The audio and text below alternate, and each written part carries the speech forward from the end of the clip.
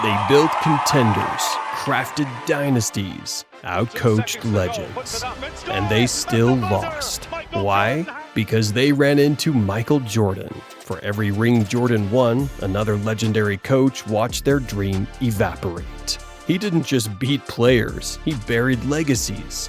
Today we're telling the stories of the greatest coaches who could have been champions, if not for the greatest player of all time. In the 90s, making the NBA Finals didn't just require talent. It required surviving Michael Jordan. Some of the best minds in basketball, Hall of Fame coaches, never lifted a trophy because Jordan was always standing in the way. He wasn't just more athletic, he was more ruthless, smarter, more prepared.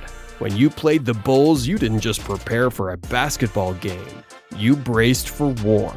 And for coaches, Jordan was the war they couldn't win. Let's break it down. Jerry Sloan had it all: 2 Hall of Famers, 60-win seasons, and a system built on grit. He coached the Jazz for 23 years, the longest tenure in NBA history with one team. He got to the finals twice, and both times Jordan shut the door. 1997, Jordan's flu game, one of the gutsiest performances in sports history.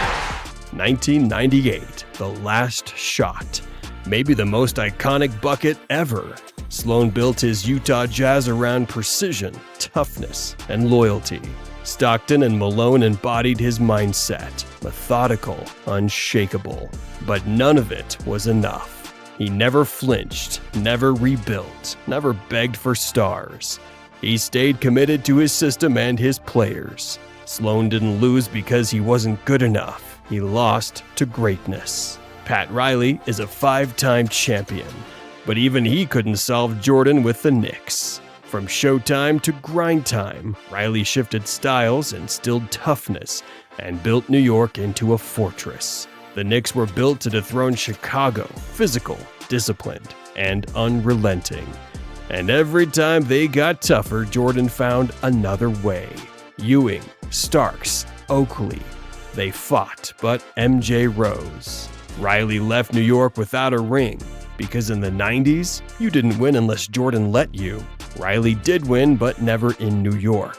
Jordan made sure of that. George Karl's Sonics won 64 games in 1996. They had the glove, the Rain Man, and a plan. He built a team known for pace, pressure, and chaos. That year, they were the #1 defense. They beat teams with pressure and athleticism. They believed they were ready, but they ran into a 72-10 juggernaut. Gary Payton even slowed MJ down in the finals. For a moment, it looked like the Sonics could shift the series, but Jordan adjusted, found his rhythm, closed the door. Karl never got that close again. In Denver, he won 57 games and Coach of the Year in 2013 and was fired. Karl's team had the defense, Jordan had the destiny. Jeff Van Gundy coached like a brawler. He knew every Bulls play. He studied tape like a madman. He had Ewing, Houston, Sprewell. He had heart and a game plan. But Jordan didn't care. From 1996 to 1998, the Knicks couldn't get past Chicago. Van Gundy once said, "You can defend everything right, and he'll still make it." That was Jordan. He didn't just beat you, he beat your preparation. Van Gundy knew the system. Jordan broke it anyway. Larry Brown was the ultimate tactician. His 1998 Pacers pushed Jordan's Bulls to 7 games. They had Reggie, Smits, the Davis boys, and a top 5 defense. Game 7 in Chicago, 4th quarter, tight game. Jordan rises, delivers again. Brown later won a ring with the Pistons, but he never got past MJ. Mini payoff, great plan, great team, but Jordan had the last word. These coaches weren't just great motivators, they were tactical chess masters. They designed defenses, drew up plays, and pored over tape, searching for the crack in Jordan's armor.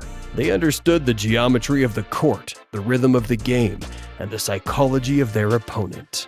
George Karl unleashed the Sonics' relentless full-court press, believing athleticism and disruption could suffocate Jordan. He preached pressure, denied passing lanes, and dared Chicago to make mistakes. But Jordan, a basketball savant, saw the angles, he found the gaps, passed out of the traps, or simply outran the pressure. Jerry Sloan built a fortress of discipline. His Jazz perfected the force middle defense, funneling opponents into tight spaces. Against any other player, it was stifling. But Jordan could elevate over it, spin out of it, or simply will the ball through it.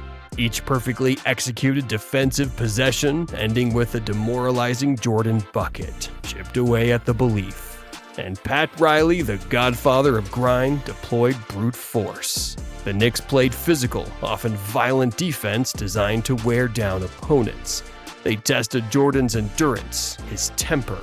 But every foul, every hard screen, every body blow only seemed to sharpen Jordan's resolve, transforming him into an even more lethal weapon. They had the strategy. Jordan had the answer. Beyond the X's and O's, Jordan waged a psychological war. He didn't just beat your team, he found a way to break your spirit. For these coaches, preparing for the Bulls wasn't just about a game plan. It was about preparing their team and themselves for an inevitable heartbreak.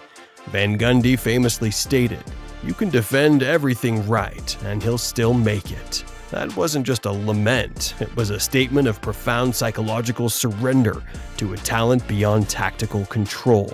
Jordan's relentless pursuit of victory, his sheer force of will, was a weapon no coach could counter.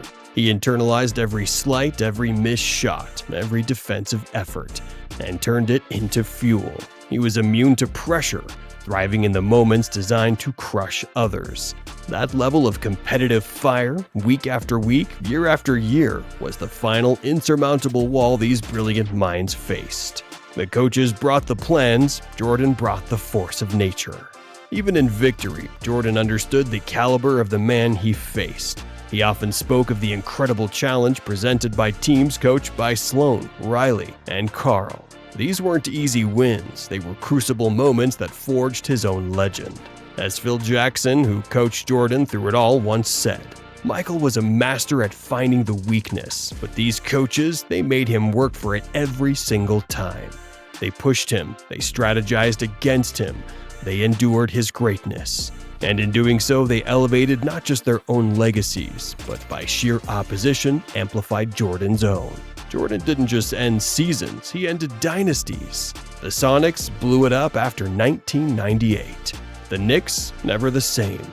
The Jazz ran it back and aged out. Even the Pacers changed course. He didn't just stop title runs, he disrupted coaching careers, dismantled rosters, and redefined what it meant to almost make it. Coaches who might have ruled the league in another era found their legacies capped by one man. Jordan didn't just beat teams, he erased futures. So, what would have happened if Jordan never came back? Would Sloan have 2 rings? Would Karl's Sonics be champions? Would Riley's Knicks rule the East? We'll never know. But here's what we do know. These coaches aren't just great in spite of Jordan. They're great because they fought him. Because sometimes the measure of greatness isn't who you beat, it's who you stood against. Jordan's shadow is long, but the man who stood inside it, they're part of his story too. And without them, Jordan's legend wouldn't shine quite as bright. Not all great coaches needed a ring. Larry Bird coached for just 3 seasons. No ring, 1 coach of the year, and he walked away.